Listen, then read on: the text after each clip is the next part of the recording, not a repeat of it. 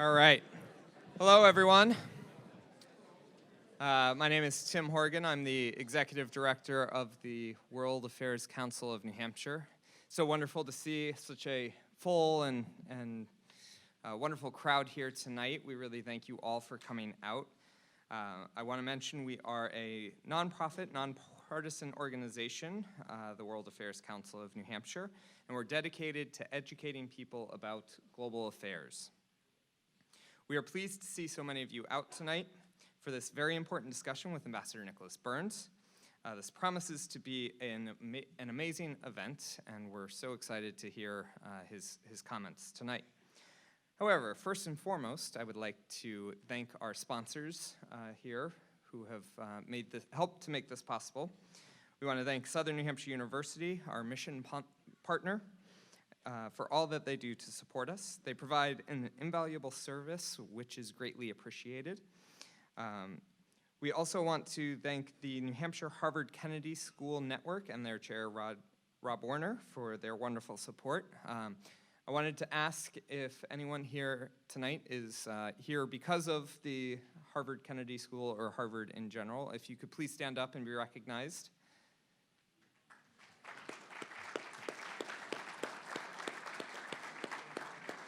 Thank you so much for your support.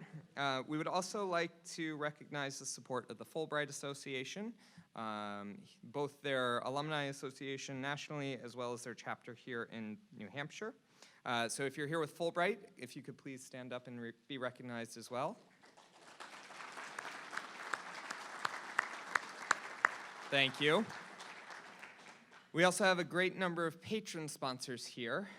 So I'm not going to go through them all because there are too many of you to mention, but we really appreciate your support and would ask that if you are a patron sponsor, if you could also stand and be recognized.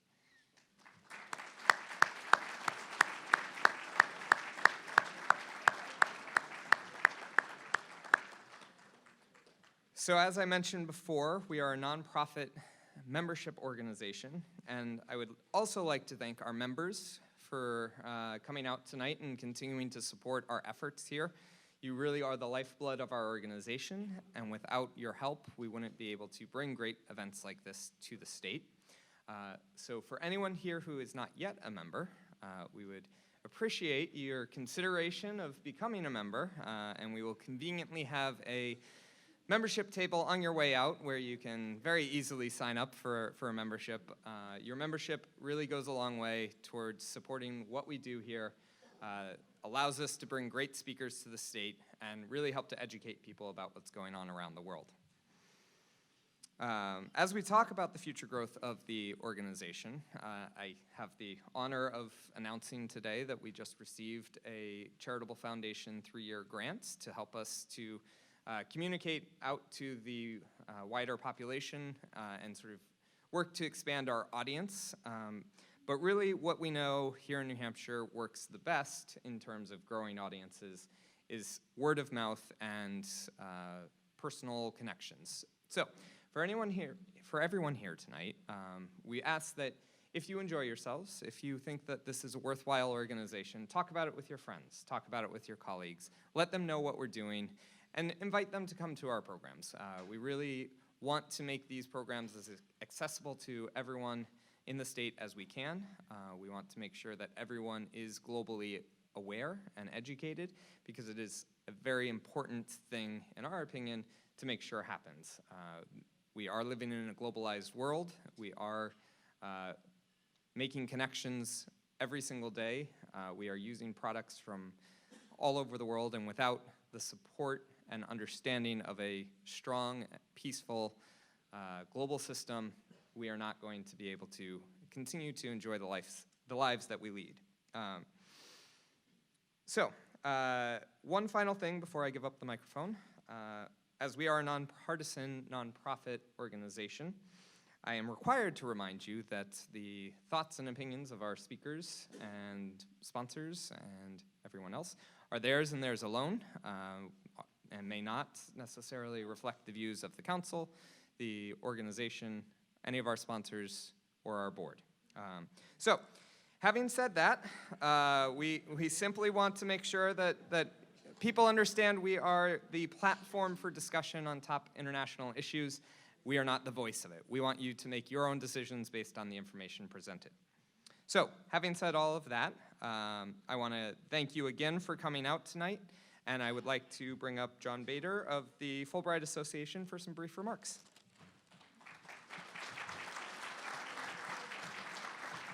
Thank you, Tim. My name is John Bader. I'm the Executive Director of the Fulbright Association. We're based in Washington, so I bring you greetings from my fellow Washingtonians. I understand that there are a lot of people coming up from Washington on a regular basis to New Hampshire, and then after February 11th, you'll never see them again. You won't miss any of them. I actually am reminded of one of those Indiana Jones movies where toward the end of the film, this is the one about the Holy Grail, right? There's that scene where the villain is facing all of these different chalices that promise to be the Holy Grail, and he's got to choose which one. There's an analogy building here, right? So before you have lots of chalices to choose from, some of them very shiny, some of them very old. What you don't want to happen is what happened to the villain in this scene. He chose poorly. Yeah, you don't want that to happen. So I wish you all the best and good luck.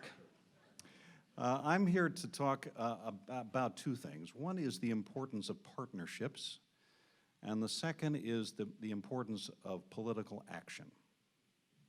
So let me talk about partnerships for a second. I so welcome the opportunity to be here, and Tim, you're so gracious to have the Fulbright Association as a partner in this event. But it's really an example, a model for the way we should be operating all the time. We should be thinking of ourselves in partnerships every day with other people, with other institutions. We want to connect, for example, our association, our local chapter, our national office, our institutional members, our local Fulbright alumni, and all of those institutions like the World Affairs Council that have a shared mission. And when we work together, when we think of our assets as shared assets, as we think of our mission as shared, we will accomplish so much more than we would on our own. And so I welcome the opportunity to reflect on that and to thank you for helping us do that tonight. In the few minutes that I have left, I did want to talk about political action. So we may joke about the power that you have on February 11th, but it is deadly serious. You have, in a way, the future of this planet in your hands, but you can be misled in thinking that this is the only time you can do that, which is, of course, not true. One of the activities, a central mission of the Fulbright Association, is to advocate for the Fulbright program on Capitol Hill and in grassroots efforts here in New Hampshire and in every state in this nation. Bill Fulbright believed, when he thought of the Fulbright program, that all of us, every single one of us, can own this planet. We don't have to cede this power to ministers and presidents and ambassadors. We can all be ambassadors. We can all own this. And therefore, the Fulbright program, the larger it is in international exchange, bringing more people here, just ordinary people, and sending ordinary people everywhere, is that we build that network of friendships on which world peace can rely. But over the last 8 to 10 years, funding for the Fulbright program has been flat. In the last 3 years, the administration has proposed to destroy the program with cuts exceeding 50%. Last year, 71% cut proposed. Now, this is where all of you come into play, which is that you need to stand up for this. You need to be engaged, whether it's for the Fulbright program or other international events and resources that you think are important. Funding our foreign service officers, keeping our embassies open, keeping public diplomacy programs going across the planet. You can own this. You can do something about this. Now, I'll give you one activity you can do right now, and that is you can join us on March 26th in Washington to stand for Fulbright. We have our Advocacy Day coming up. We'd love to have folks from New Hampshire come down to Washington and join us. You don't have to be a Fulbrighter to do this. You do have to be a member of our association, so I have my own pitch here. And we have our own table over there as well. But much more important is that you have to think of yourself as the savior of international affairs. And by taking action, like coming to Advocacy Day, like writing your member of Congress, like standing up and saying, this matters to me, I want this to be part of your agenda and our national priorities on the budget and so on, you can make it happen. I wish you well and thank you very much.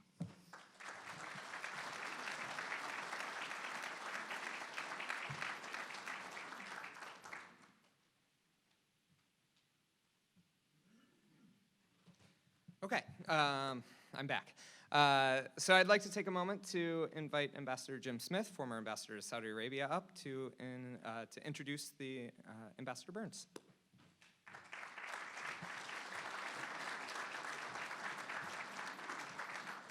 Thanks, Tim, and welcome everyone on this snowy evening. Of course, we could be at home watching the congressional debate, swearing at the television, so it's probably better that we're here tonight.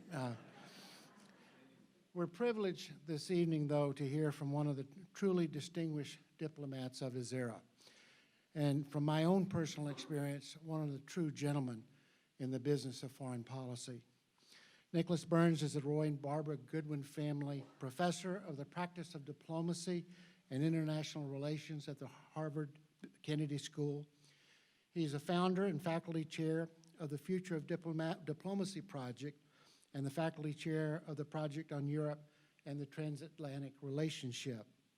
Ambassador Burns is the director of the Aspen Strategy Group and the senior counselor at the Cohen Group. Before entering the private sector, Nick was a career foreign service officer, and he held most of the key posts in the diplomatic arena. He was the Undersecretary of State for Political Affairs from 2005 to 2008, and that is the third highest ranking officer in the State Department. He was U.S. Ambassador to NATO and to Greece, and before that he served as a State Department spokesman. He was Special Assistant to President Clinton, and he worked on the National Security Council as the Senior Director for Russia, Ukraine, and Eurasia. And then he was a director before that for Soviet affairs for President Bush. If that is not a timely subject for your questions, well, nothing is. He's a graduate of Boston College and the Johns Hopkins School of Advanced International Studies, and he earned a certificate pratique de langue française at the University of Paris and Sorbonne. A frequent commentator, Nick continues to provide expertise on the state of foreign affairs. And most important to those of us that had the privilege of serving, Ambassador Burns is a tireless advocate for the wonderful men and women of the State Department and Foreign Service who daily advance the interests and values of the American people, often in harm's way. Please join me in welcoming a true patriot, colleague, and friend, Ambassador Nick Burns.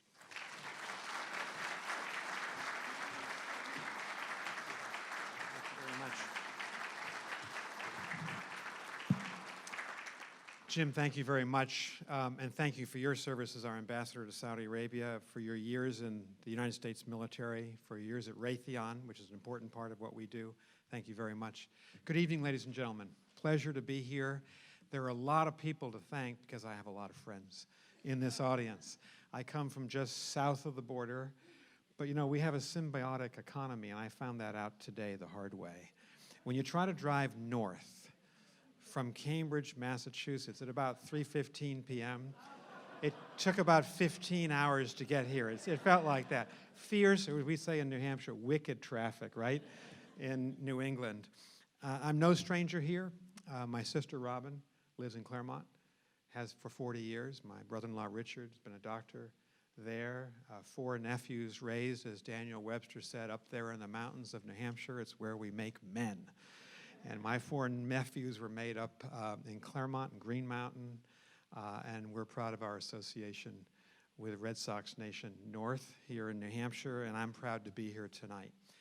I said I have a lot of friends. I want to thank, first of all, Ambassador Adrian Bosora, who lives in Walpole, New Hampshire. Adrian and I worked for President George H.W. Bush together at the end of the Cold War. He was a great American ambassador to Czechoslovakia, the last American ambassador to Czechoslovakia before that country split into 2. And you helped to manage that, Adrian.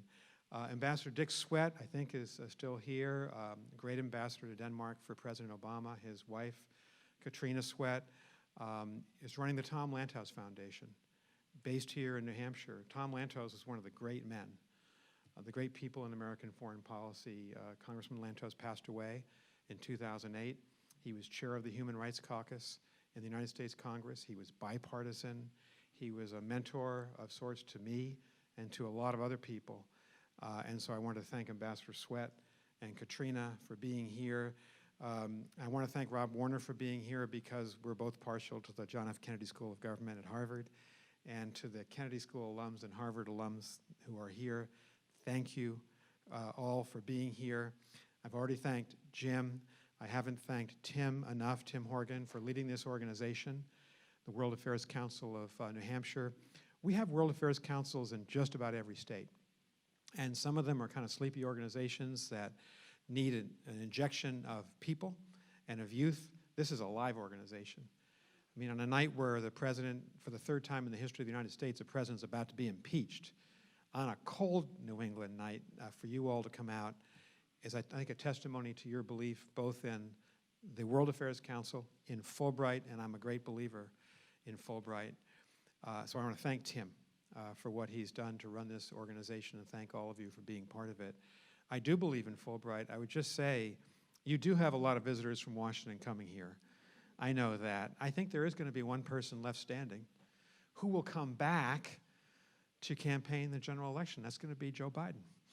So I'm here to convince you, as part of my job tonight, to think about Joe Biden for president. But before I do that, and I want to thank George Bruno. George, thank you for helping to bring me here.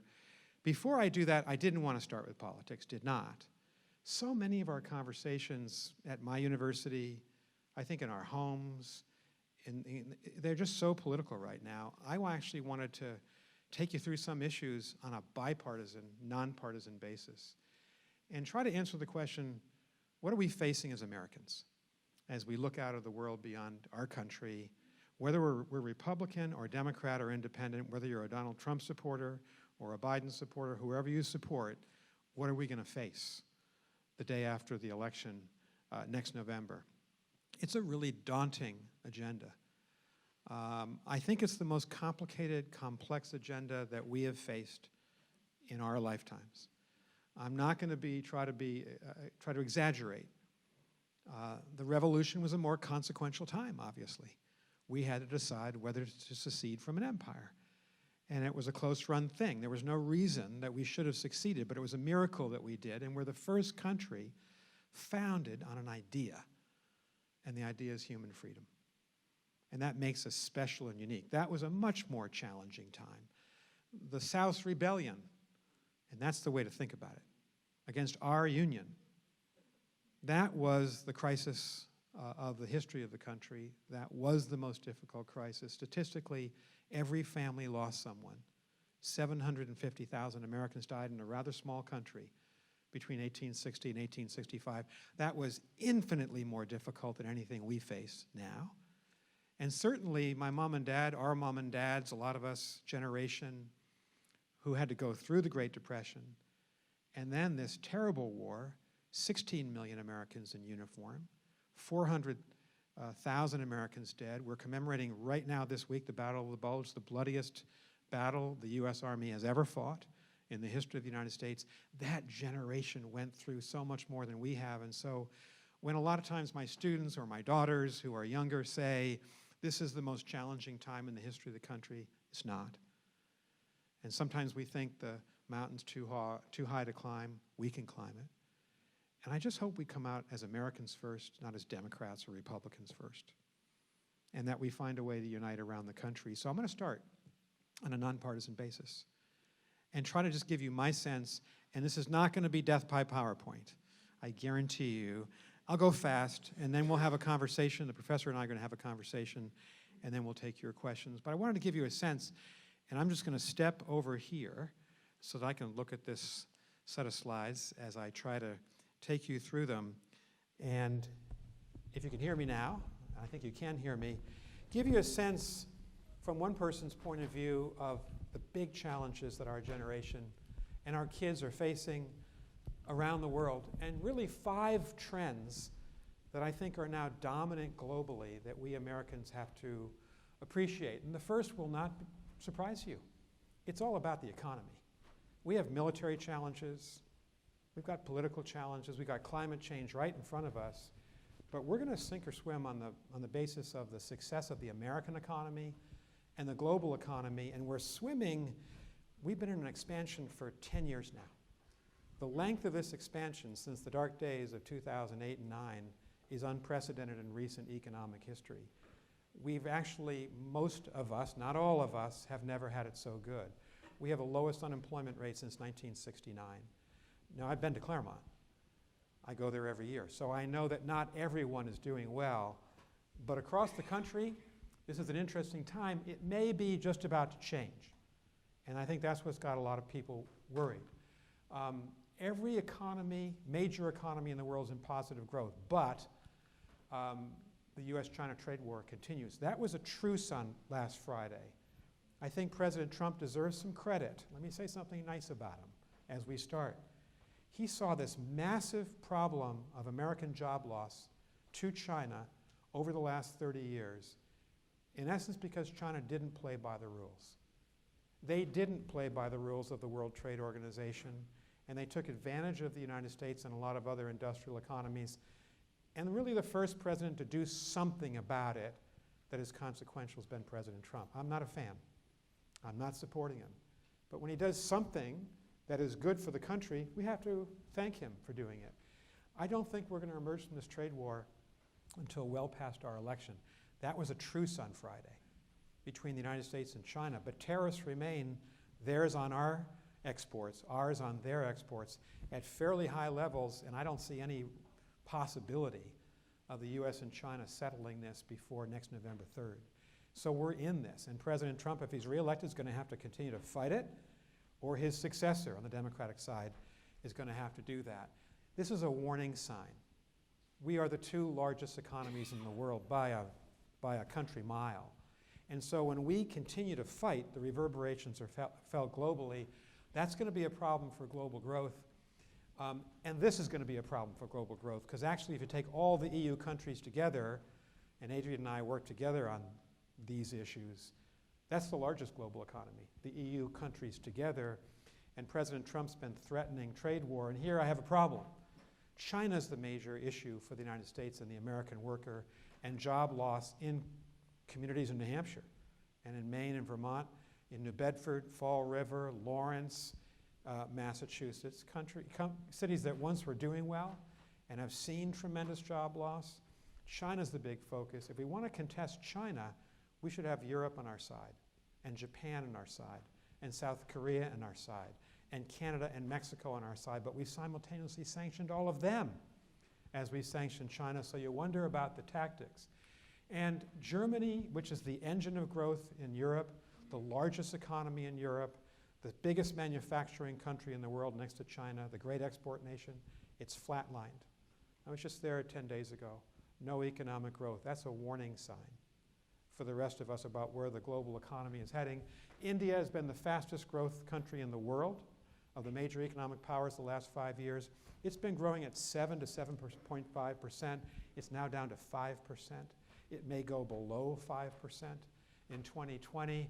And I think if all these economies are in slower growth, and we may be at 1.25% GDP growth rather than 2 or 3 where we've been the last 2 years, 1.25 in 2020, the warning signs are there.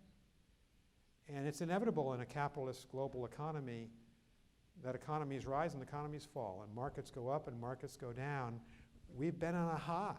Some people would say a sugar high from the tax cuts, these historic tax cuts. We're going to have to pay for them in the next 10 or 15 years. The warning signs are there that at some point, 2020, 2021, we're probably going to slide into a recession. My economist friends tell me. And so we've just got to be cognizant of that because this dominates global politics. We can't do much as a country if our economy is not solid. And if we go into recession, of course, we're going to have to make a lot of adjustments here. That's global trend line number one. As I travel around the world, this is what everyone's talking about. It's what everyone wants to know about. Global trend line number two is this, and I think we all know this, but I thought I should say something about it. The balance of power globally is shifting very dramatically. How is it shifting? From the Atlantic world to the Indo-Pacific. What do I mean by that? Robert Kaplan lives south of here in Stockbridge, Massachusetts, nice place to live. He is a brilliant long-term strategic thinker. He's written 20-odd books over the last 30 years. He came into my classroom a couple of years ago at Harvard and he said, think of it this way.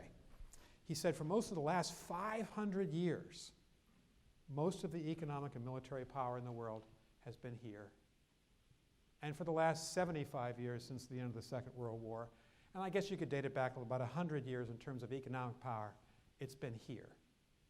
We've held most of the power in the world, economic, political, military, for 500 years. If you think of the Portuguese Empire, I'm going back centuries, the Spanish Empire, the Dutch global empire that really only came to an end at the close of the Second World War in places like Indonesia, Napoleon's short-lived empire, Britain's 150-year run as the greatest power the world has ever known.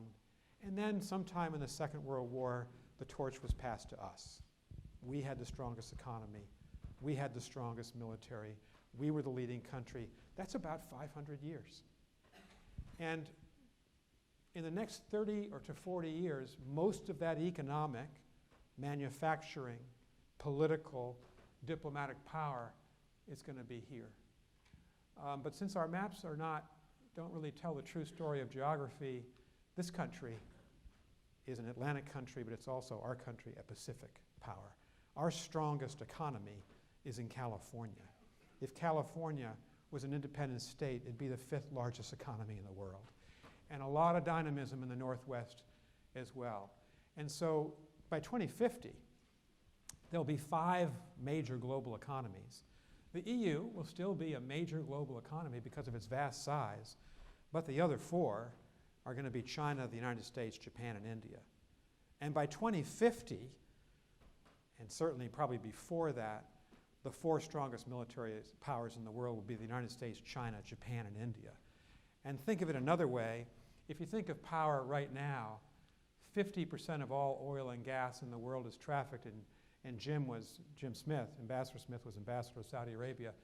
50% of all the oil and gas is trafficked west-east from the Persian Gulf, through the Strait of Hormuz, through the Bab el-Mandeb, across the Arabian Sea, the Bay of Bengal, through the Strait of Malacca, up to these big Asian economies. Half the energy in the world is transported on maritime surfaces from the Persian Gulf to these huge industrial economies of Japan, and South Korea, and China, and the growing economy of Indonesia, and Australia, and New Zealand.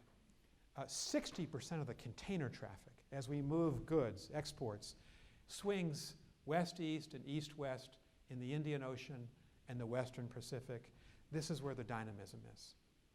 And if you think about the industries that are going to be really important for our economy, for jobs for our kids and grandchildren, it's going to be knowledge economy.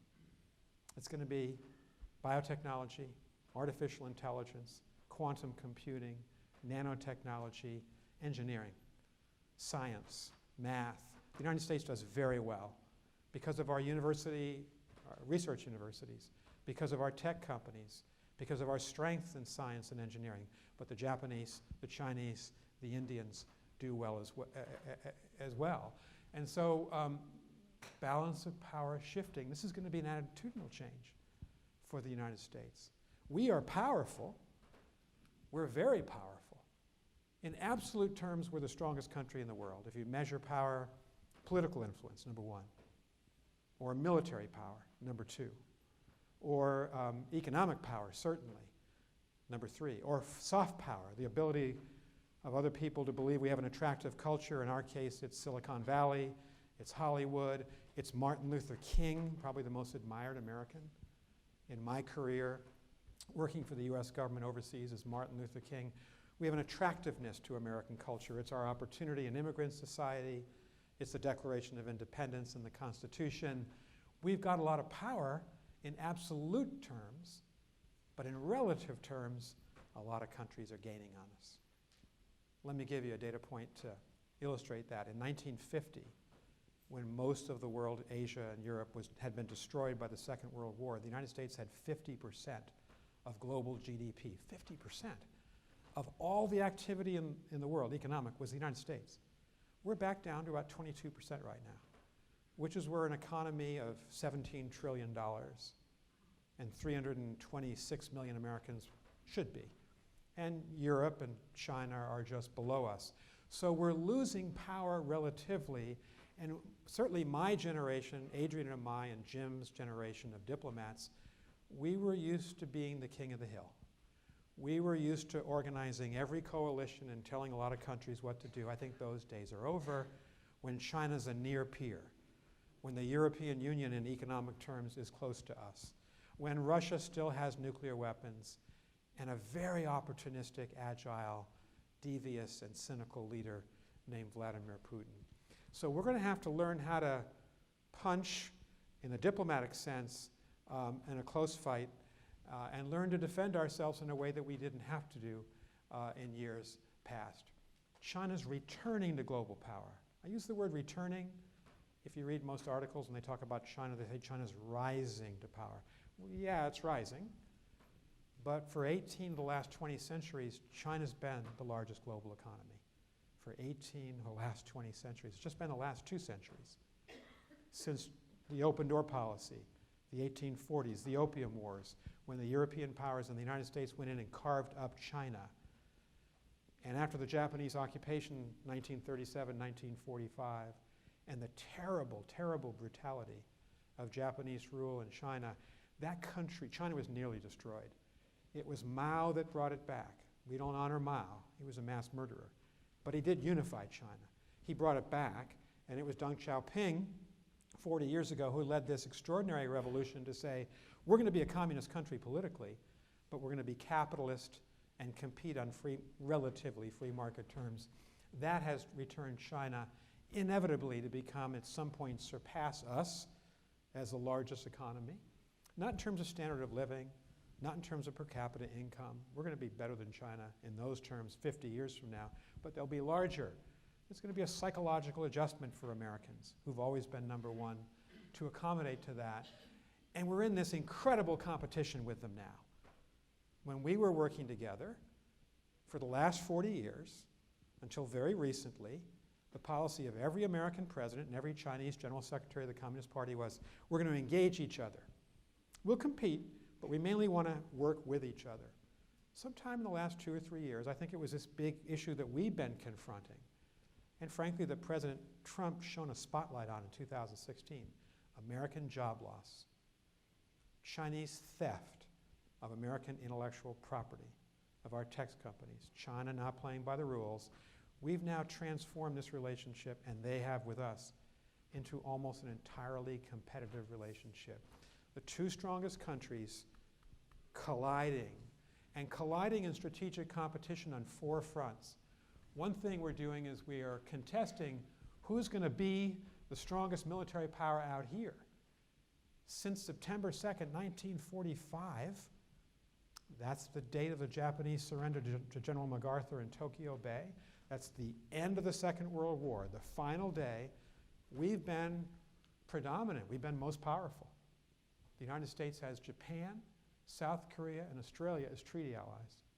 We have New Zealand, and we have the Philippines, and we have Thailand, and Singapore, and Malaysia, just to name a few, as security partners.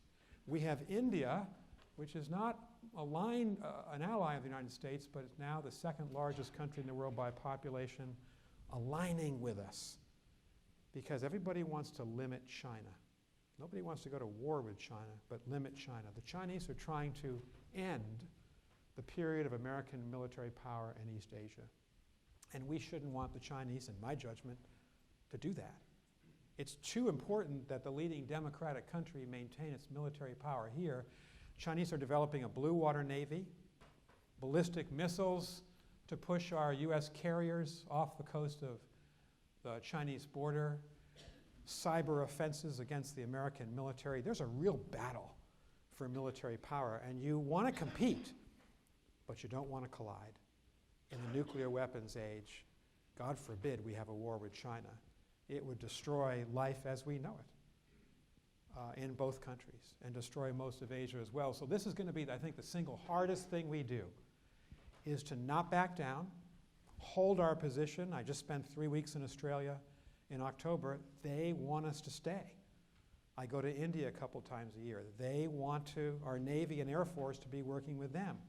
Here's an ironic thing for a lot of us who remember the Vietnam War. When you go to Hanoi today, here's what the Vietnamese say. We did fight you for 13 years, but we've been struggling against Chinese power for 1,000 years. Please return your Navy to Cam Ranh Bay.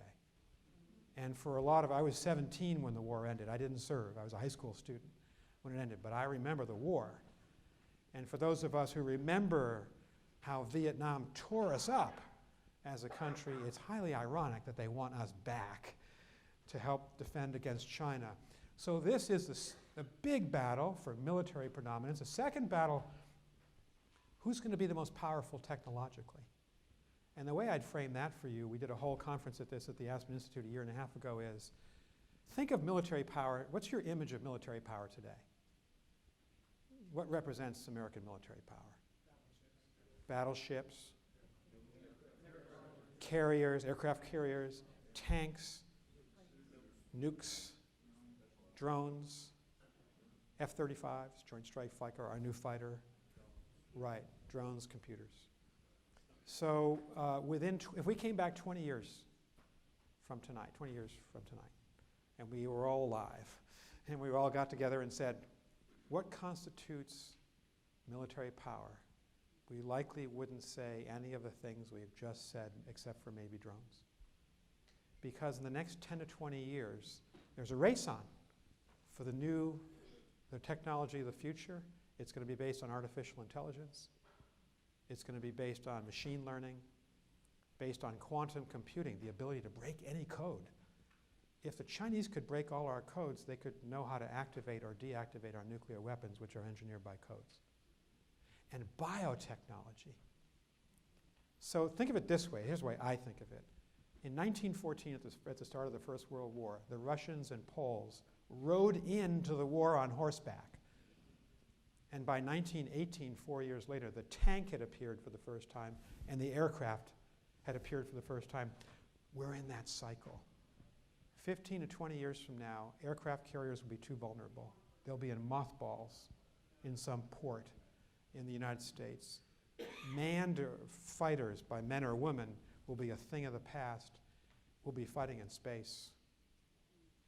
We'll be knocking out our GPS systems from space. And so right now, the battle's being fought by young researchers at universities. Chinese have one advantage over us. The PLA, the People's Liberation Army, can go into any Chinese tech company, Tencent or Alibaba, or any university and say to a PhD in engineering, you're working for us now. You're going to help us develop this military. And quite appropriately, Mark Esper, the Secretary of Defense, cannot go to Google or Amazon or any other American tech company and say, you're working for us. Google has to decide on its own it's going to work for us. And that has put the Chinese probably in the lead in this battle for technology dominance. And there's one thing that we Americans, because we're a democratic society, we don't want to submit to an authoritarian society and all it represents, we don't want to be number 2 militarily 15 or 20 years from now, because then they dominate. And this is not a nice system of government. Read the New York Times this morning on the giant Chinese surveillance state. They're surveilling every citizen in that country. And read what they're doing to the Uyghurs in Western China, putting them in so-called re-education camps, separating men from women, systematic rape of women in these camps. This is not a nice government. We do not want to go to war. I am not a warmonger, but we have to compete. And we're competing on the first plane for military predominance, but this one for technological dominance. This is going to be MIT, Carnegie Mellon, Caltech, Stanford, UT Austin, North Carolina State. This is going to be our great research universities and our tech companies coming to the aid of the Pentagon just to help us keep the peace and have a deterrence with China. That's battlefield number 2. Battlefield number 3 is the battle that John F. Kennedy fought at the Berlin Wall in 1962. The battle that President Reagan fought at the Berlin Wall in 1987. That we have enough self-confidence in our system, in our belief in democracy, that we're willing to say to the Chinese, we're going to live in peace with you, but we're going to defend democracy as you try to weaken it, as Russia tries to weaken it. And right now, I have to tell you, we're not in this battle. I said something nice about President Trump, now I'm going to say something really critical. He's not in the battle. Who's he palling around with? Kim Jong-un, Xi Jinping, Vladimir Putin, Viktor Orban, he's a little-known but authoritarian leader of Hungary, President Erdogan of Turkey, Mohammed bin Salman. Who's he criticizing systematically? The greatest champion of democracy in the world, Angela Merkel, Emmanuel Macron, Justin Trudeau, just north of New Hampshire. Trump picks on him and tries to weaken him politically. It's a weird, upside-down world when the American president is embracing authoritarian leaders and going after the democratic leaders. That doesn't help us win this battle of ideas that we believe in our democratic way of life. We believe in human freedom. We believe in elections. We don't believe in strong authoritarian governments. Xi Jinping is out there saying, follow me, to the African countries. And he travels a lot more than President Trump does, unfortunately. And to the Latin American countries and to Southeast Asia, saying, you can have it all, to these leaders. You can be authoritarian at home and govern just like me and not have to worry about a press or the Fulbright Foundation or anybody criticizing you. And yet you can have this market economy and trade with the United States. That's not what we believe, and we are AWOL in this fight, and that really worries me. And of course, we're fighting for economic supremacy. We've talked about that. That's the trade war. That's the war to protect American jobs and protect American intellectual property, which increasingly, that's what jobs are these days. In New Hampshire, in Massachusetts, everywhere in the country. It's linked to ideas, so we have to protect that. This is going to be, by far, the most important set of issues that we face for the rest of our lifetime, our kids and grandchildren. This is it. This is this big competition with China. We must not go to war, but we must compete. And that takes a president and a Secretary of State and Defense and a Congress that have a really sophisticated understanding of the world, that understand maps and data and geography and history and negotiations, and understand how to project our power and how to defend, when to go on offense, when not to. I value experience. I value people who've done this. I value people like Joe Biden, who have done this their entire career. And I never want to say a negative word about anybody else running. I'm looking at you, George. But I value so much this youthful exuberance of some of the 37 and 38-year-olds running. My kids hate me when I say this because I'm 63 years old, and they're in their 20s and 30s.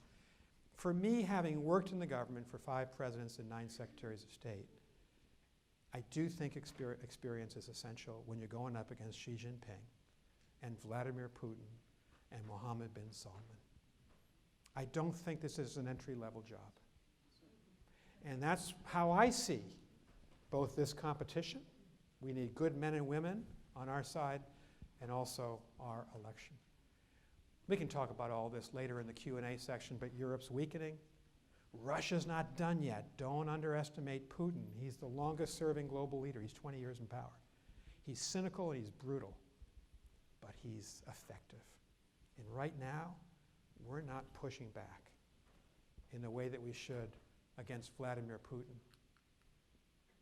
Those are the countries of the future.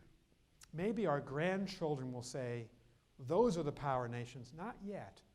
But if you project out to 2050, 60, or 70, these three might rise into the US-China great power camp. Isn't it interesting just to think about the future? These are the other big challenges that my students talk about, and that Adrian and Jim and I, as diplomats, had to think about. Transnational issues. They're going under our borders, over our borders, and right through them. They are defined by the fact that big issues like climate, for the first time in human history, this is a really interesting thought. It's not original to me.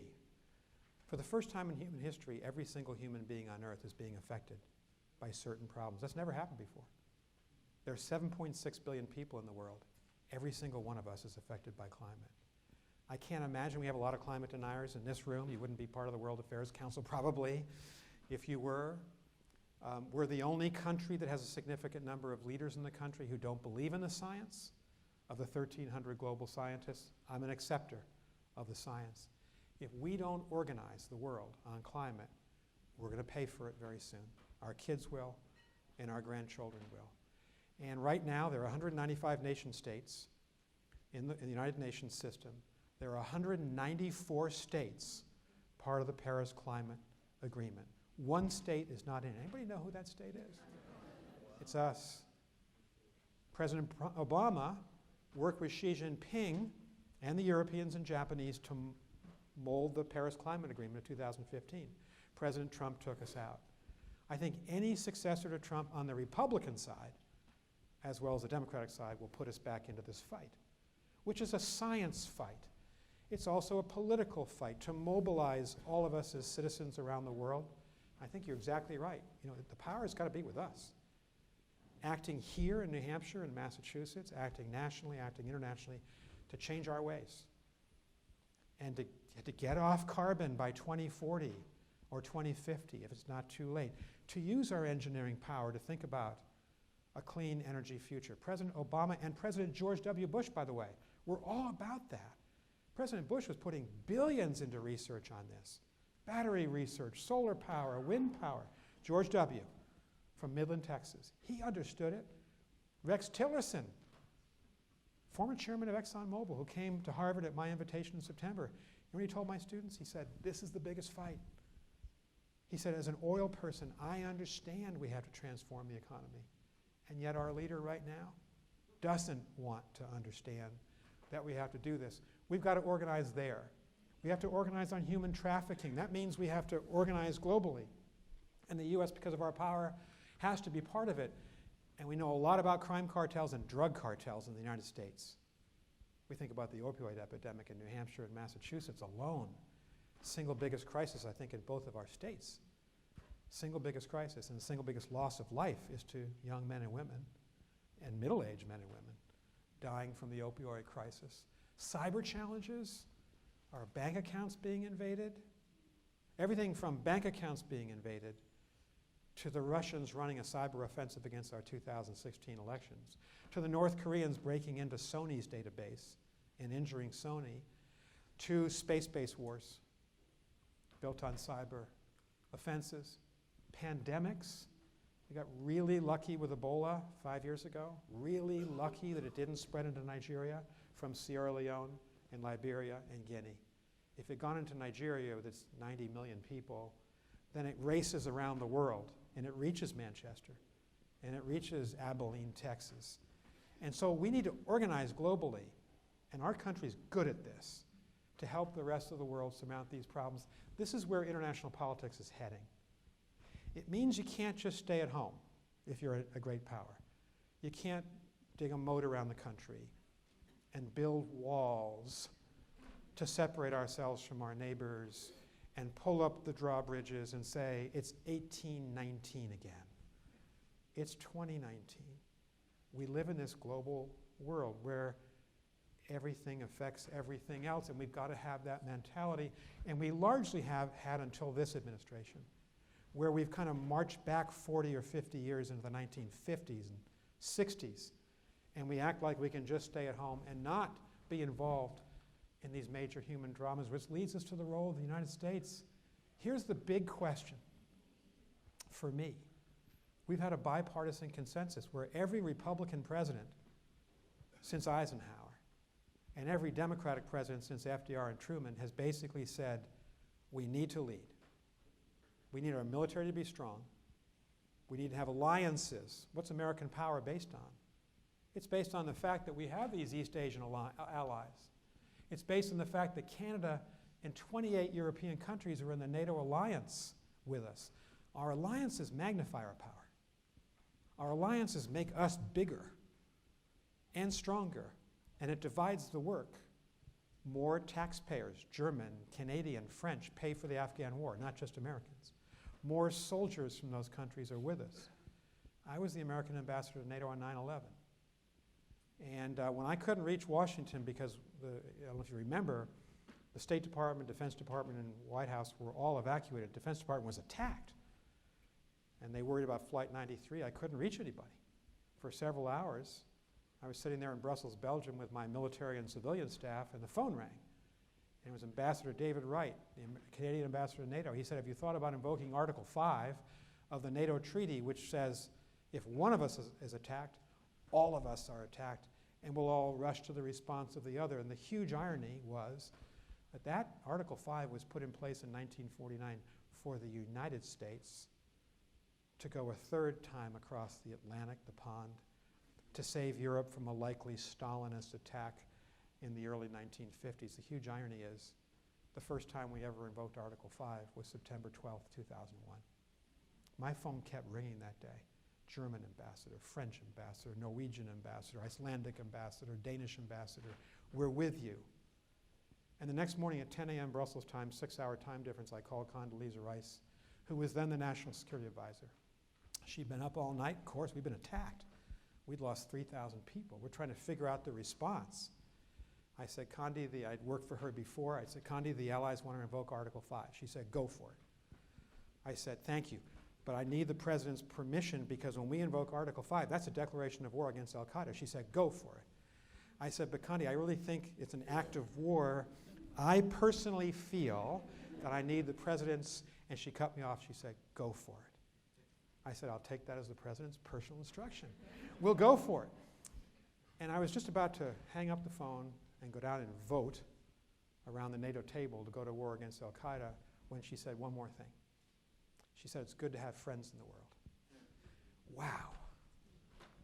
When the chips are down, when we'd been attacked, 3,000 people dead, the Twin Towers fallen, the Pentagon attacked, everybody came to our rescue. Everybody signed up. And they didn't flinch. Within an hour or two, we had everybody signed up. They all went into Afghanistan with us. They're still there today. The Germans, the French, the Dutch, the British. They've suffered 1,000 combat deaths. And when our president castigates NATO, what have you done for us lately? I'm not sure I believe in Article 5. I don't even know if I believe in NATO. I tell that story. Why do we want to be alone in the world? Why do we not want to have friends willing to fight these fights with us when we have to fight them as we did after 9/11? I think that's the worst thing the President's done. He's distanced ourselves from the people who are most like us and want to work with us, the NATO allies, the Japanese, the South Koreans, the Australians. That's a big problem for us. He's dismantled the entire global trade system that lifted a lot of boats in the last 50 years. He's not fighting the democracy fight that we talked about. And for those of us whose ancestors did not come from America, and that I think is every single person in this room, as FDR said, we're an immigrant nation. president's trying to slash immigration in half. And if I did go around the room, we had enough time, I said, where are you from? And I didn't mean Walpole, New Hampshire, or Concord, New Hampshire, or Hooksett, New Hampshire, but where are you from? We all have that immigrant story, every single one of us. So we're going to suddenly close the doors? We're suddenly going to say to young PhD engineers just out of MIT, sorry, we don't want you? Or someone who chooses us and wants to live in the United States, no, we're not going to take you. We're not going to take you if you're Muslim. This is President Trump. We're not going to take you if your skin is not white. What he has literally said is, if you're Norwegian or Swedish, this is what he said, you're okay.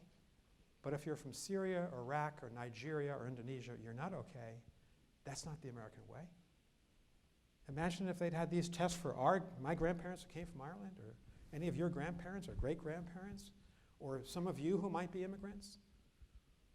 This is an existential question. Who are we? Are we not an immigrant nation? Are we not e pluribus unum? Out of many people become one American people. Are we not the Statue of Liberty in New York Harbor? Trump should know that. You could see that from his office building. And on refugees, there are 68 million refugees in the world today. It's the highest number since the summer of 1945. And under President Obama and President Bush, we were taking in about 70 to 100,000 refugees a year. We're going to take in 18,000 this year. We didn't take a single refugee into the country in October. First time in over half a century. Not a single person came. Our refugees and our immigrants, I interviewed them as young officer in Rome and Egypt and in Jerusalem. We know everything about these people. They are not criminals. They're late teens, early 20s. They come in families. They're taken in by church-based, faith-based groups, synagogues, mosques, Catholic church, Protestant churches, Baptist churches. Within 4 or 5 years, they're small business owners. And certainly within 12 to 15 years, their oldest child is the valedictorian of their high school class.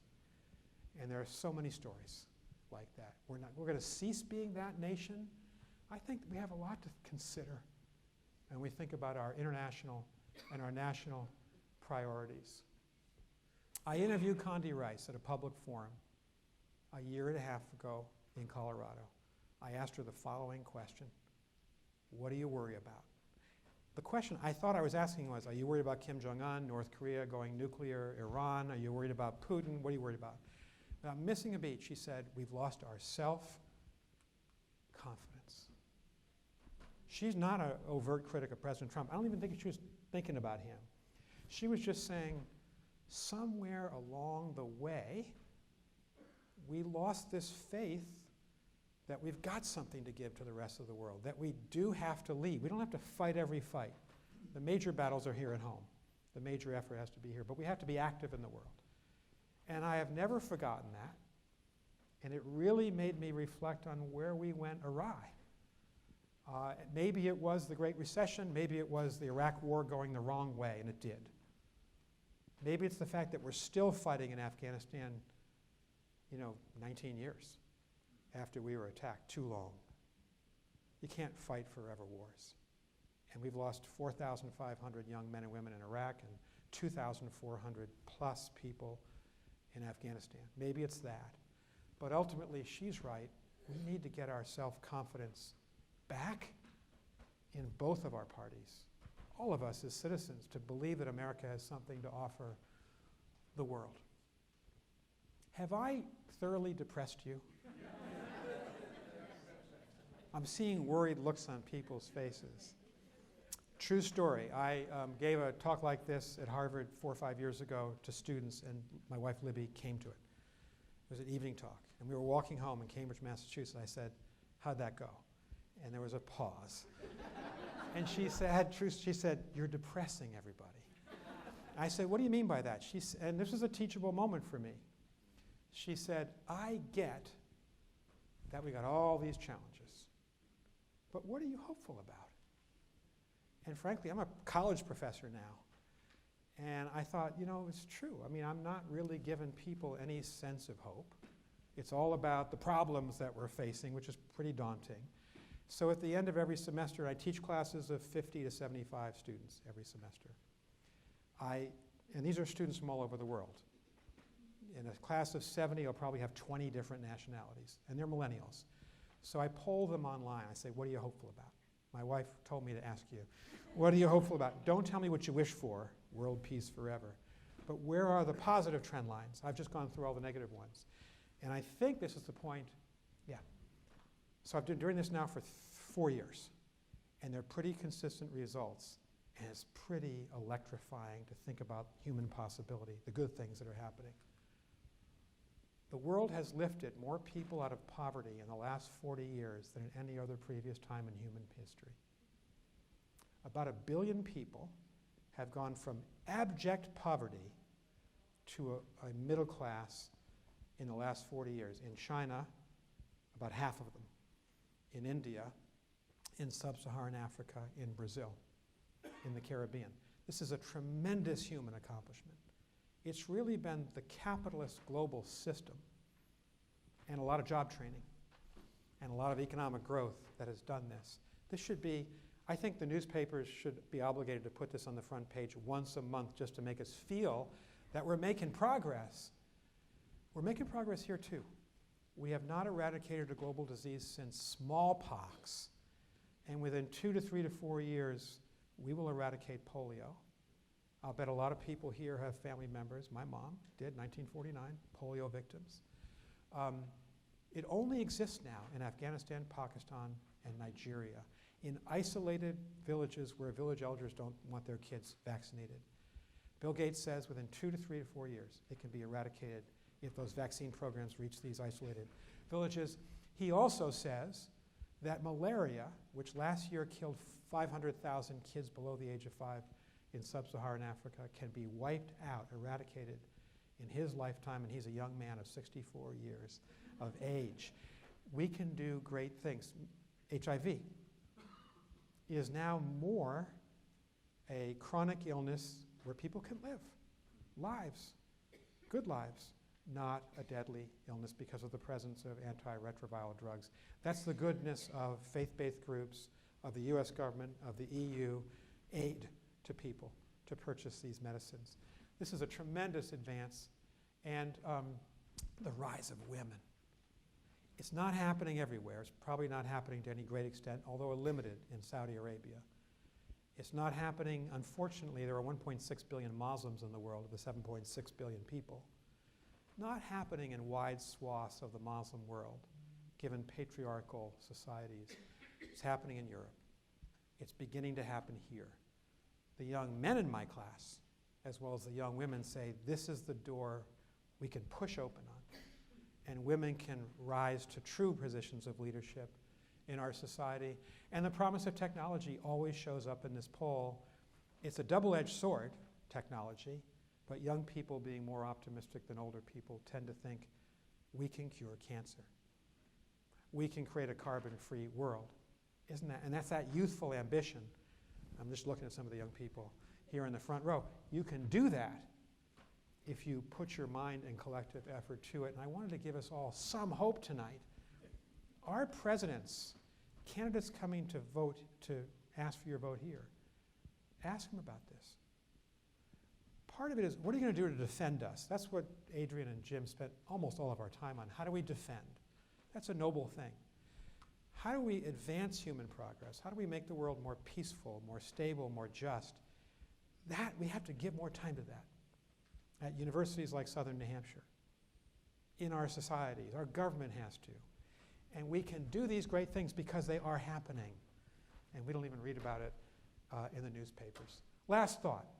I'm really coming to an end. In my death by PowerPoint presentation, I do admire Churchill. He came to Harvard September 6, 1943. This was the turning point of World War II. By September 6, 1943, the Soviets had turned back the German Sixth Army of von Paulus at Stalingrad, 1 million casualties, the most horrific battle of all time. But they'd stopped the Soviet advance. The British had stopped in North Africa Rommel's advance at El Alamein, west of Alexandria, Egypt, in the desert. They'd stopped him there. He wasn't going to get the Middle East oil fields. The Americans had successfully invaded Sicily, and we were just about to start the Italian campaign. So Churchill, when he came into Harvard Yard to accept an honorary degree because FDR had asked him to, FDR, graduate of Harvard class of 1904, Churchill knew that we were going to win the war. Maybe they thought then by 1946 or 47 or 48 we'd win the war. There was a second thing happening in Harvard Yard that day. There were 6,000 young cadets lined up in uniform, and they were university students. Basically, our universities emptied out. And my dad was one of those students at Boston University. In early 1942, he volunteered after Pearl Harbor for the U.S. Marine Corps and became a Marine Corps fighter pilot. And millions of young men and women did. And we put them into universities to do military training. And there were 6,000 cadets from New England, from all of our region, training at Harvard, and they were lined up in formation to hear Churchill give a speech from the steps of Tercentenary Theater, Memorial Church, Harvard Yard. And so Churchill's got these young American military people in front of him. He's got the wind at his back in the Second World War. He's just seen FDR in Washington. And he says to these young Americans in Harvard Yard, basically, it's all about you now. Britain is no longer the great global power. By September 6, 1943, it's the United States of America that's the greatest global power. And Churchill knows it. And so what does he say to these 6,000 cadets? You want to be great? You are now the greatest country? You have to have a sense of responsibility. Use the power wisely. Churchill knew the isolationist America of 1937 and 38 and 39 and 40 and 41. Lindbergh's America. And he knew that the United States had this isolationist gene in its national DNA. The America First movement, by the way, title expropriated by our current president. The price of greatness is responsibility, and that's what he went on to say. One cannot rise to be, in many ways, the leading community in the civilized world without being three things: involved in its problems, convulsed by its agonies, and inspired by its causes. I think Churchill's speaking to us in 2019. We cannot be the world's policeman. We cannot. But unless we dive back into leadership, nothing good happens without the American people behind them. Thank you very much.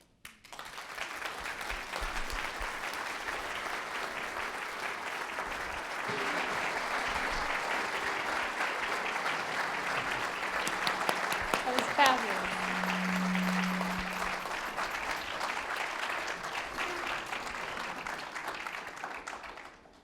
Thank you, Mr. Ambassador. That was illuminating and frightening and hopeful all at the same time. You gave us a lot to think about. Hi, everyone. My name is, can you hear me okay? Yes. My name is Melinda Negron-Gonzalez. I teach political science down the street at UNH. And I have, thank you, Richard. I have the great pleasure of moderating this evening, and we have some microphones going around the room. We ask that you keep your questions and comments brief so that everyone who wants to speak has an opportunity to do so. And I'm going to get things started since I have the mic right now. So you gave us a lot to think about here, and like you, I have the pleasure of teaching young people about American foreign policy, and at the end of each semester I ask them to give me the top 3 national security challenges that the U.S. faces right now, and what the U.S. should be doing about those 3 things right now. And so that's my question to you. Of all of the things that you gave us here, and there's a lot going on in the world, what are the top 3 in your opinion, and what should the U.S. be doing about those things right now? Thank you, Professor. Thank you for moderating and Thank you. being with us tonight. I'd say 3 things. Number 1, climate change. Number 1. Our 3 millennial daughters, my wife and I have 3 daughters in their 20s and 30s, all of our students that we teach, this is their issue, and they're right. There's an immediacy to it. There's a sense of urgency. If we don't act to lower global temperatures, we're going to see disastrous climactic effects. The science is incontrovertible on this. And so I think that's number 1. That means that we're the 2nd largest carbon emitter, just behind China. It's kind of 1 and 2. Our two societies have to lead the way. If we don't, and frankly, if the United States doesn't push China, which needs pushing, then we're not going to succeed. And I feel on campus the sense of moral urgency. My students convey that to us. It's almost a generational challenge to us that we need to meet that challenge.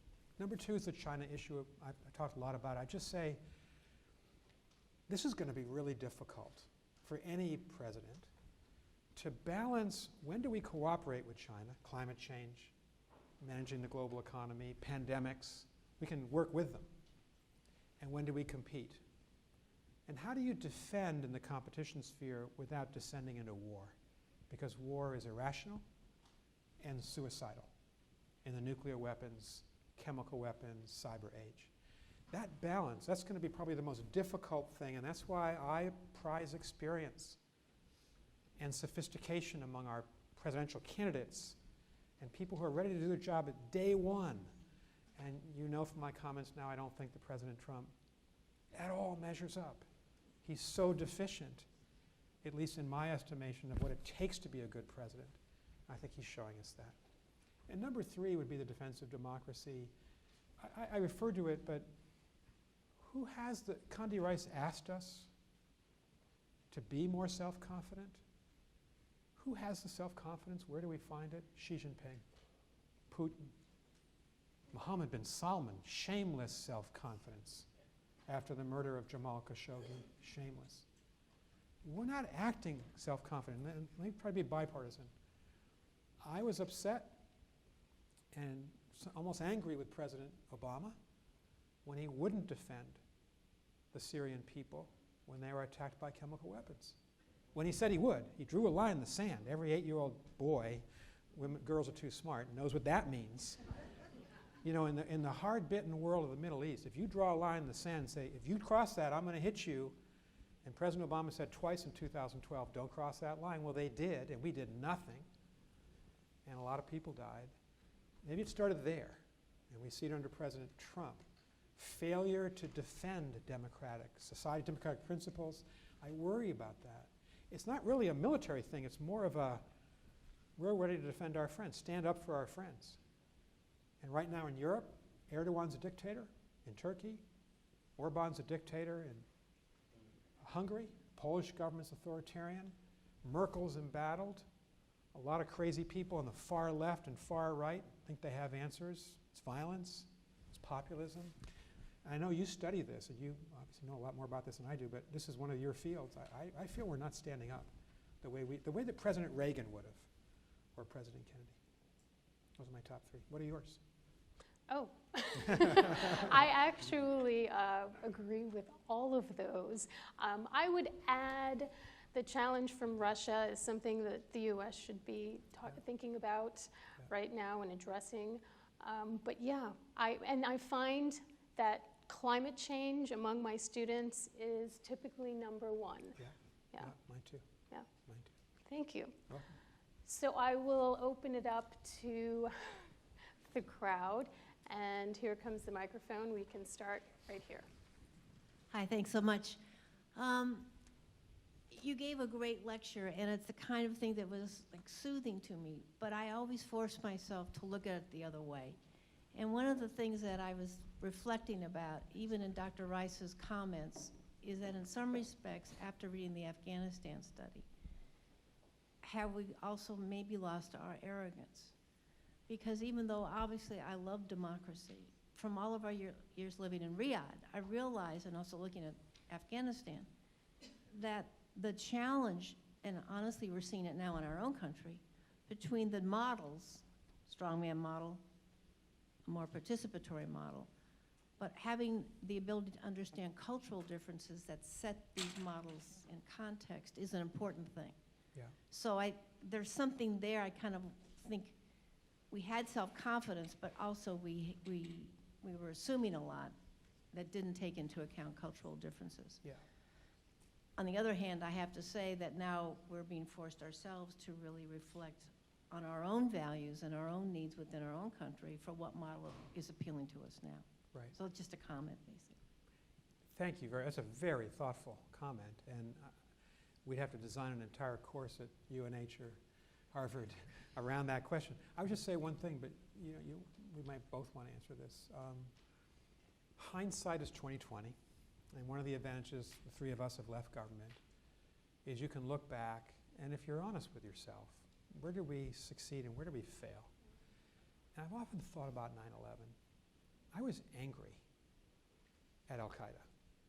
And frankly, despite my Catholic upbringing, I wanted revenge. I think, looking back on it, in the fall of 2001, I think we collectively did as a country. And we came out swinging after 9/11. We invaded Afghanistan. I think we had the support of the UN. We had been attacked from there. I think that was the right decision to go into Afghanistan. And then a year and a half later, but we were in a big war in Afghanistan. And then a year and a half later, we went into Iraq, and I have to tell you, I supported the Iraq War in 2003. I was ambassador to NATO. I supported it. I deeply regret that now. I know that doesn't make up anything if you've lost a loved one. And I bet all of us here know someone who died in Iraq, if you know military families, or served in Iraq and maybe lost a limb or was scarred by it psychologically. We have to account for this. And the only good thing I can tell you is we're trying in our universities. I know West Point, and Annapolis, and the Air Force Academy, and the Coast Guard Academy are trying to account for this. I remember Colin Powell, who I deeply respected, saying when he left Vietnam, he was a first lieutenant. He said his generation was furious because they felt they were fighting with one arm tied behind their back. And he said they spent the next 2 decades in the U.S. Army. What did we do? What went wrong, and how do we correct it, and how do we not repeat the mistakes of Vietnam? And that's what we have to do. I am pro-military. We need the military. But I think the mistake we made in hindsight, and I was part of it, so I'm going to have to own part of this, is that we relied on them too much. We defaulted to the use of military force. And again, the wisdom of Colin Powell, I remember him telling us when I was at NATO, the proper way to think, he said, about America is our diplomats should be on point. We should try to see if we can resolve problems diplomatically first, and only when our backs are to the wall, when the diplomats have failed, and it's in our vital interest, do we ask, and this is a military guy speaking, the military to go in. Well, we reversed that after 9/11. We just started hitting people. And that led us to Abu Ghraib. That led us to torture, which is an un-American thing to do. And we have to account for that.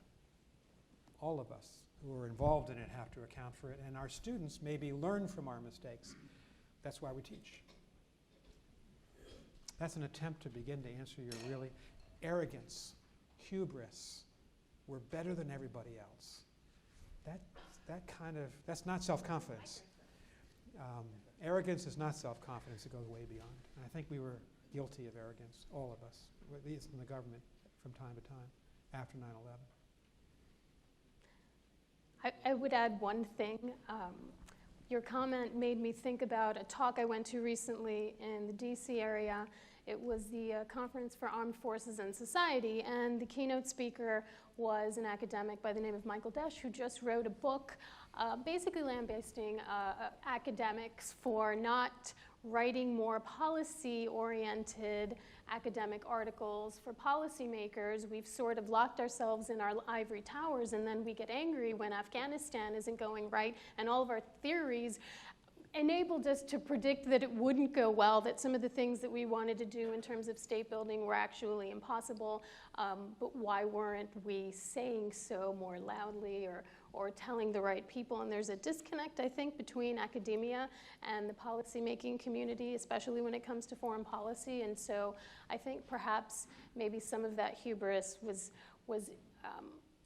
perhaps enabled by having this disconnect with the people who can say, listen, we have a lot of data actually that suggests that what we want to do in this country may be impossible actually. So I would only add that your comment made me think about his speech. Okay. Thank you, Ambassador Burns, for a really thoughtful list of outward-looking challenges and issues and priorities going forward. My question is, I wonder if you could take a stab at some inward-looking priorities or challenges going forward. When I say inward looking, I don't mean specifically how to fix our broken politics, although if you have some ideas, we're all ears. But what I'm talking about specifically is, we've seen some terrible foreign policy failures over the past several decades. Intelligence failures, decision-making failures, flat-out dumb decisions. From many sources, one can see that the tools of foreign policy have grown dull or are broken in some cases.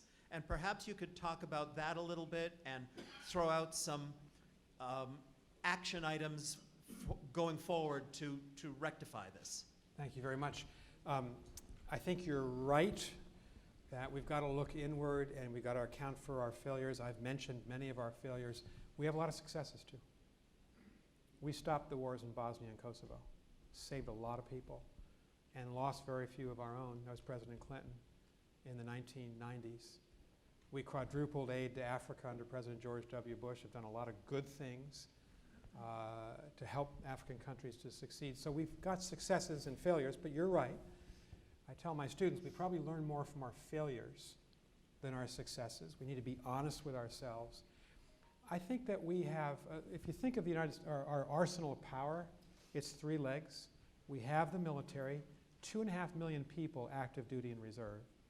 And we just voted 3 or 4 days ago in the Congress on the highest ever funding for the military, $736 billion. We're going to have to reflect on that budget. I admire the military and support it. I don't want us to be number 2 to China. $736 billion. There's a lot we can do to rebuild mass transit, help opioid addicts, worker retraining in Claremont and places like that, Fall River, Mass, which I know something about. We got to pay attention to home too, and not just spend inordinately, I think, on the military. We have thought a lot about intelligence. We've had failures. We've had a huge number of successes, some that the intelligence community cannot talk about and should not talk about, but they're there, finding needles in haystacks in the war against terrorists.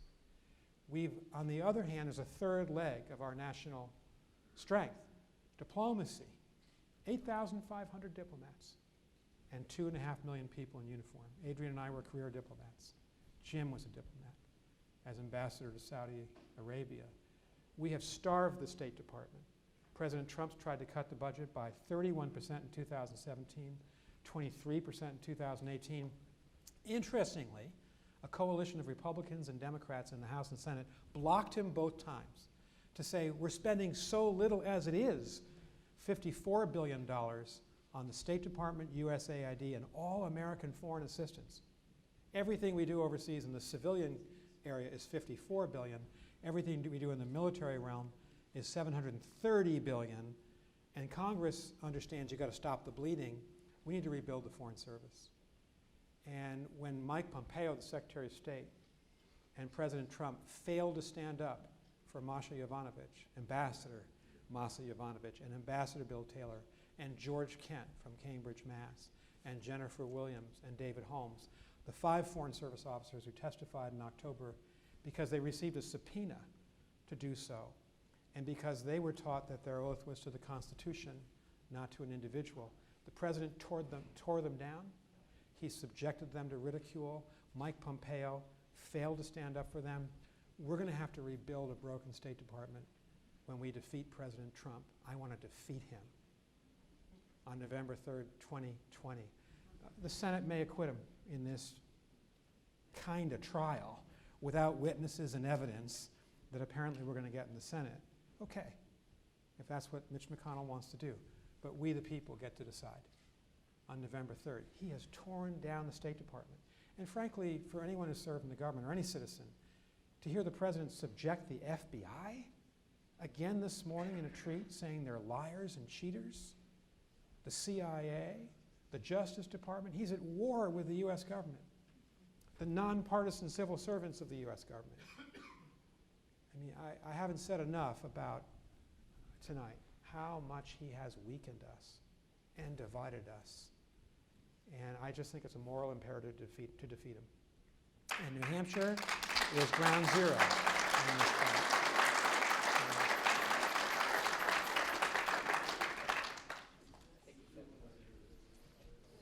I'm going to hope that Polonius is right and that brevity is the soul of wit. So I'm going to ask a short and jarring question. Do you think that the 21st century will be remembered as the century that Plato was proved to be correct, that democracy will always give way to tyranny? You pointed out the advantages that she has in his country. Is the 21st century going to be a time when the 300-year experiment with the Enlightenment is going to fade and autocracy is going to be seen as a better form of government, given the way we do things now? What a brilliant question. I mean that sincerely, a brilliant question. And you know, how many of us would have even asked your question 10 years ago, 5 years ago? But you are right to ask it. There's a brilliant professor at Yale named Timothy Snyder, and he's written the best book. Excuse me? We didn't hear the question. Apologies. The question is Plato right that democracy will give way to to tyranny? That democracy can't survive, that the will of the people can't survive. And I ad-lib by saying, I don't think any of us would have asked that question 5 or 10 years ago under Barack Obama or George W. Bush. But now we have to ask it, and Professor Tim Snyder of Yale, who's this brilliant modern historian, he's written a book called Bloodlands, which is about the killing fields of World War II. It's the most horrifying book, but the best book academically about the Holocaust and the Red Army's tyranny. He's written a short book on democracy. It's very short. You can read it in about an hour and a half. You can read it in the traffic jam between Manchester and Boston if you're not driving. And in this book, he basically says, history is filled with societies that lose their way, where civilizations do crash and burn. Just go to any museum and you'll see the artifacts of crashed civil. We can lose our democracy, Professor Snyder says, unless we defend it. You know, our town meeting tradition in New England is the elementary form of American democracy. We'd never give it up. I grew up in a town in Wellesley, Mass. Town meeting, my dad was a member. Local control. Iowa caucuses, New Hampshire primary, our election, our civil society, respect for the press, who are not the enemy of the people, but the guardians of our liberties.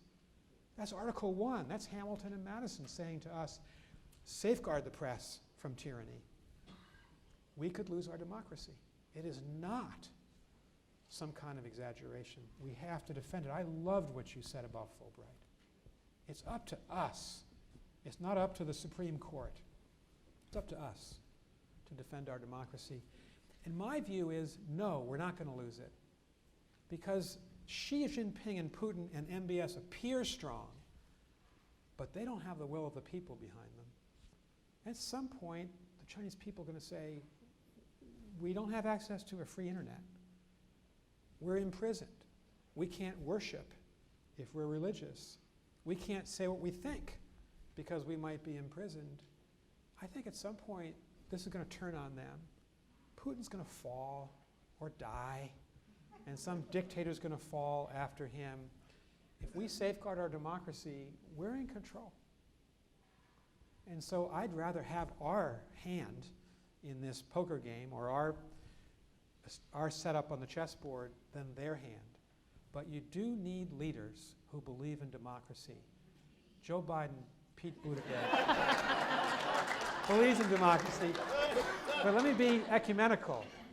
Bernie Sanders does, and Elizabeth Warren does, and Pete Buttigieg does. I don't know about Tom Snyder. I guess he does.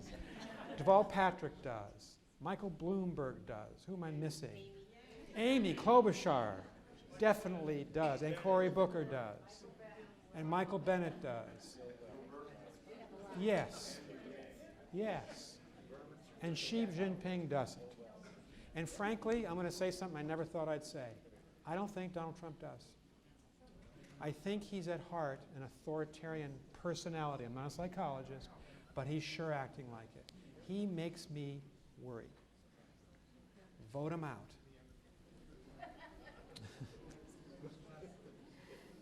while the next person comes up. I will say that I completely agree with you as someone who's a political scientist and who's trained to see an authoritarian a mile away, and I studied Turkey, so I can spot That's an right, you know authoritarian a the mile away. Yeah, authoritarian I Turkey, agree with President you Erdogan. about President Trump. Yeah. I think he's authoritarian at heart. You touched on immigration, but isn't really the global politic and national politic globally being undermined by mass migration, which is not, it's caused by many of the transnational challenges that you've listed, but how should we be dealing with this? Because it is a global phenomenon, and it is turning the world conservative, in my view. Yeah. It fueled the Trump vote in 2016 here and in my state, Massachusetts, because Trump got a lot of votes in Massachusetts, by the way. And nationwide, it's fueled Brexit. It's fueling the politics of Eastern Europe, where largely Christian societies, the Czechs, the Poles, the Hungarians, Adrian knows this part of the world, think of themselves as homogeneous. They don't want Muslims. They don't want Jews. We know about that from the Second World War. But I would just ask you to distinguish between migration and immigration. And I just want to stand up and point the laser at this continent. The population of Africa is going to double between now and 2040. If corruption, environmental degradation, and joblessness are not cured in Africa, where are they going to go? They're going to go north. We would too, if we were a young man or woman, 18, with no prospect of a job and no money. You'd want to be in Belgium or Germany or Sweden or Greece or Italy or France. That's where they're going to go. That's migration. And that's why we need to be investing money, training, education at UNH, at Harvard, in these students. They go back home and build a civil society. How about contraception? Every society has to think about that. But some societies have religious beliefs contrary to that. Islam. Many Catholics around the world, and the growth, I'm a Catholic, and the growth in our church is here and here. So I'm not sure we can do much to prevent this continent from doubling its population, or Nigeria from doubling its population, or from this country becoming bigger, Indonesia, not 200 million people, but 400 million people. India, second largest Muslim population in the world. It's going to become the largest Muslim population in the world. In India, which is a Hindu nation. We can't stop these forces, but we can cope with them. That's migration. This country is the luckiest country in the world. First of all, our two great neighbors don't want to kill us. And they don't want to invade us. If you're Greece, where I was ambassador, Greece was invaded in the 20th century by every single one of its neighbors. If you're China, you're surrounded by countries that really dislike you and want to cut you down to size. If you're India, you've got a 2,300 kilometer border dispute with China, where China is regularly crossing the border. We live in the best neighborhood in the world. And if you're a migrant trying to get to the United States, you really can't come by boat. You got to come by airplane. We don't have a migration problem. We're not going to be assaulted by millions of migrants desperate for food. What we do have is an immigration debate. And that's about legal immigration and illegal immigration. Here's the way I think about it, just 2 cents, because I got the pointer and the microphone. I believe we need to defend this border. We should not want to have people crossing it illegally. Every country should defend its borders. It makes no sense to allow anybody across the border. You should only be able to come across the border if you have permission to come across the border. And I do think this is where the left of the Democratic Party has lost its way. No one has a right to come into the United States. It's a privilege given by our government. It's called a visa or a refugee status. So defend the border, but defend it humanely. Don't tear babies away from mothers. If people approach the border, treat them in a humane way. Make sure we have a place, shelter for them, food for them. Don't cast them out. These are Jewish, Muslim, and Christian values, and Hindu values, and secular values. I think that's where we've gone astray. Immigration is, who do we want to be in our country? We've been an immigrant society since 1607 at Jamestown. If we don't keep our doors open to people who want to be here and we want them to come in, and we've vetted them and we've interviewed them, then we slowly die as a country. I've talked a little bit about powers. The last thing I'll say about this, but this is a really interesting subject. Of all the great powers I talked about, China, Japan, India, Europe, the United States, Brazil, the biggest countries in the world, the youngest of them demographically is India. China, Japan, South Korea, and Europe and Russia are all atrophying. They're getting older. Too few babies, too many people retiring. They're about to go over the cliff economically because they won't have the money to support people in retirement. Guess who the second youngest global power is? Us. Why? Our birth rate's not that much higher than Europe. Immigration. Since the Immigration and Nationality Act of 1965, right, we've taken in about 1 million immigrants a year. This is not migration. These are not people crossing the border illegally. These are people we choose to come into the United States. They're young, they're well educated, they want to be here, they become our scientists and our engineers. They become our teachers. They're our librarians, small town mayors, and they become just like us within about 10 to 15 years. That's America. And that's, keeping the doors open, we make ourselves younger, stronger than our competitors. Case closed. What do you think? I think the case is closed. But I think we have to distinguish between migrants and immigrants. They're very different types of people. Great question. 2 more questions. We have time for 2 more questions.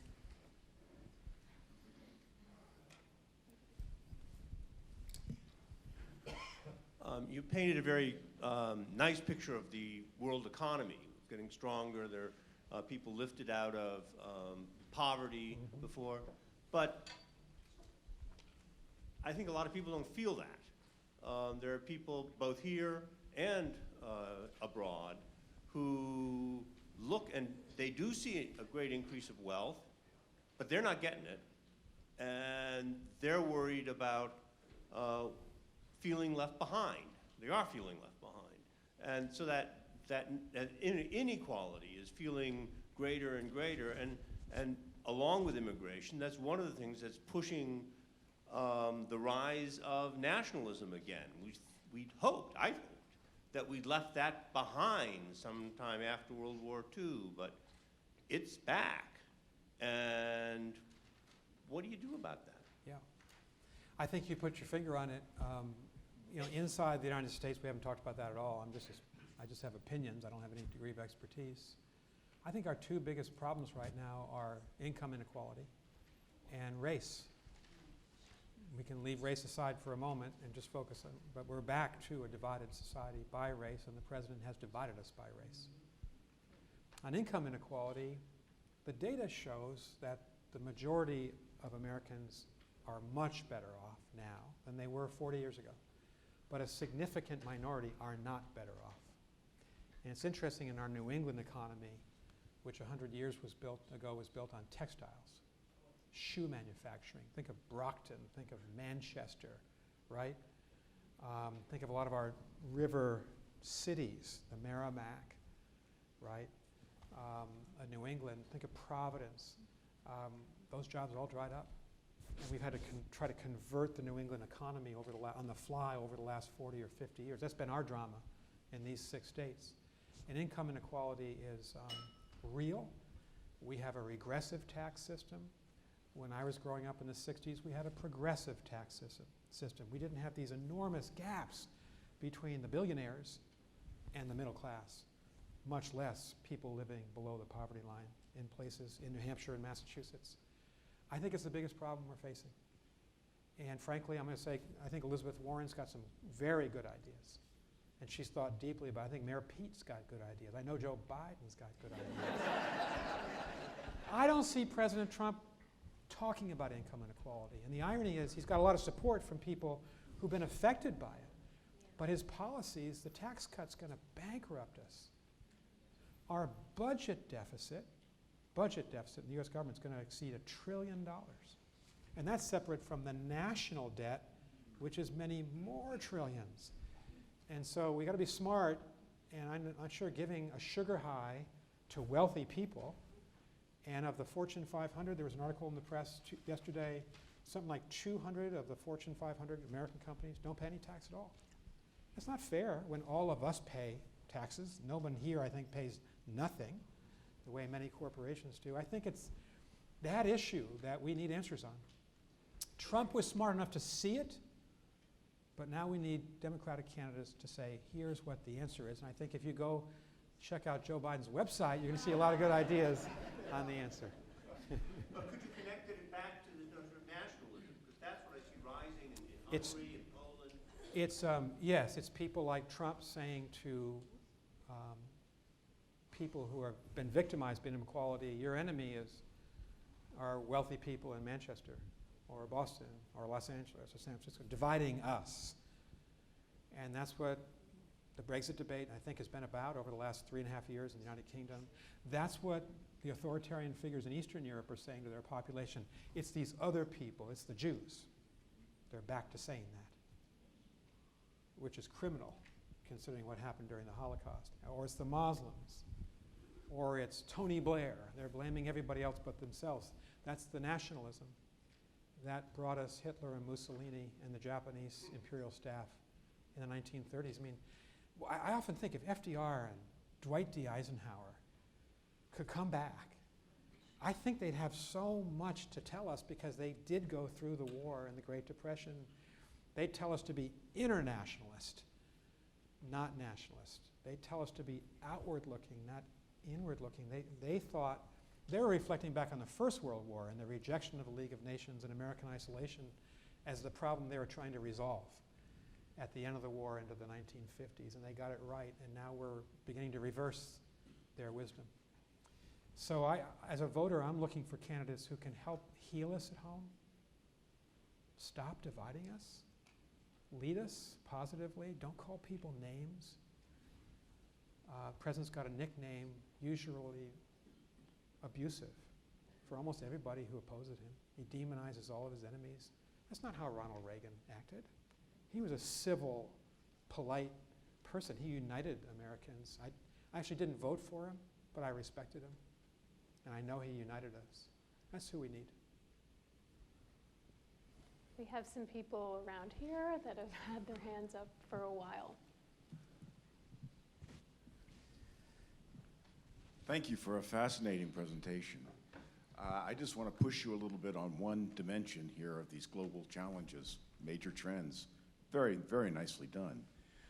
But one of the major debates among China experts now, including people like Min Jinpei, Gordon Chang, Andrew Nathan, can the China model make it, or will it break it?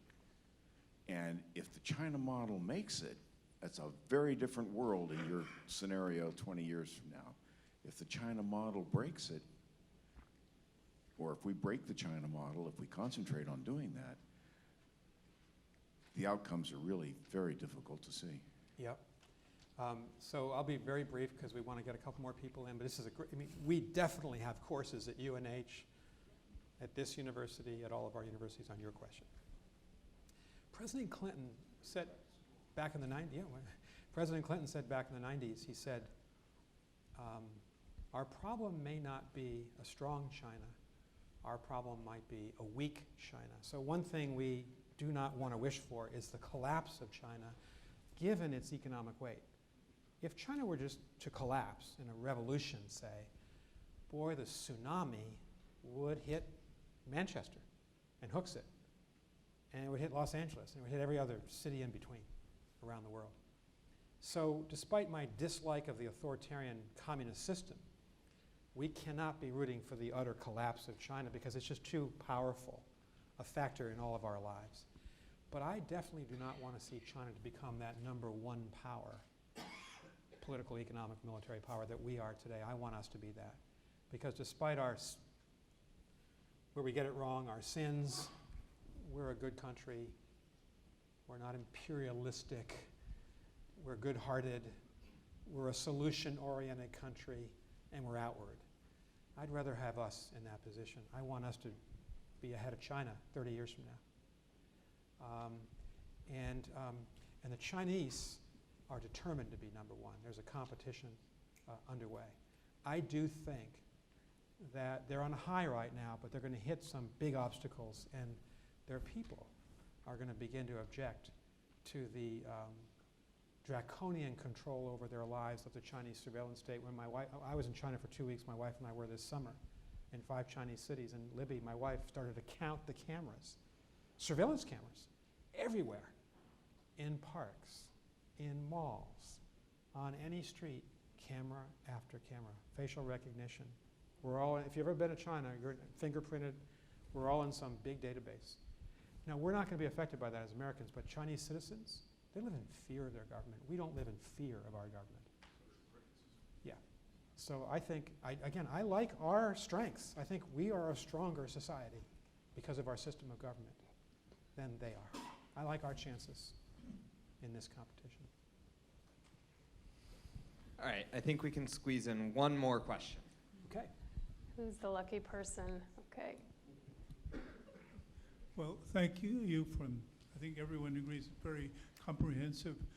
There was one thing that I noticed missing. I teach counterterrorism for the Navy, and I didn't see anything about irregular warfare, either Islamic extremism or right-wing extremism, which is now heightened, prominence in the FBI. Could you say something about those irregular warfare in general and some of the specific groups that now are part of the major global trends? Thank you, and you obviously know more about this subject than I do, given the fact that you teach it.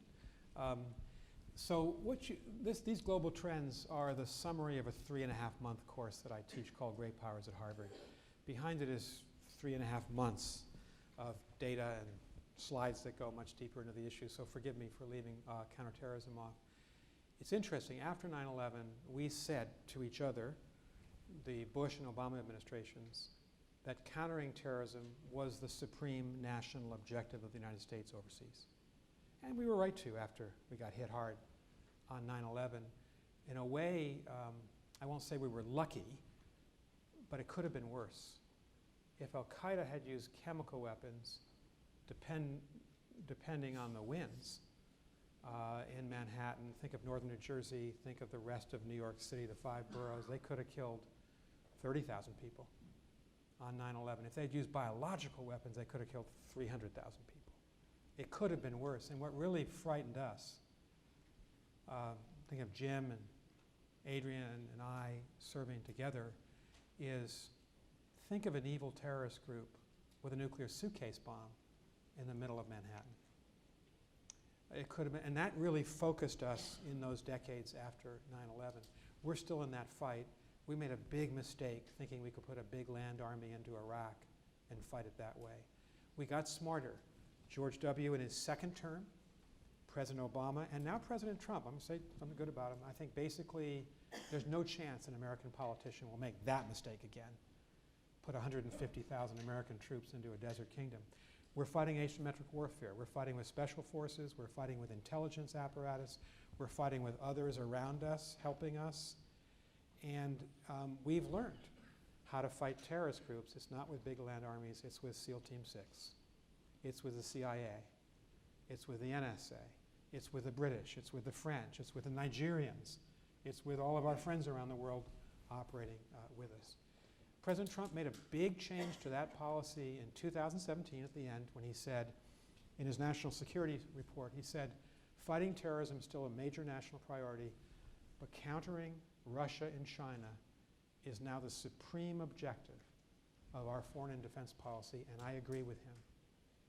I'm actually, this is going to sound really irreverent and cynical, I'm not even sure that President Trump actually understands that that's the policy was put out, because he's embracing Xi Jinping and Putin. But at least at that time, Secretary Tillerson, Secretary Mattis, and H.R. McMaster, that first Trump team, said, this is where we need to go. They're right about that. Terrorism is an abiding concern. these two countries could kill us, or they could overwhelm us.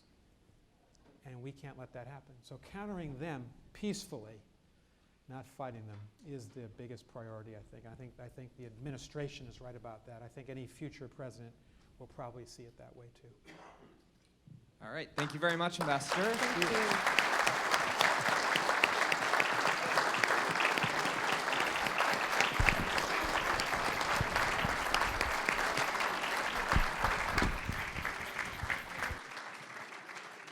And thank you very much to Dr. Melinda Negron-Gonzalez for moderating our discussion. We really appreciate it.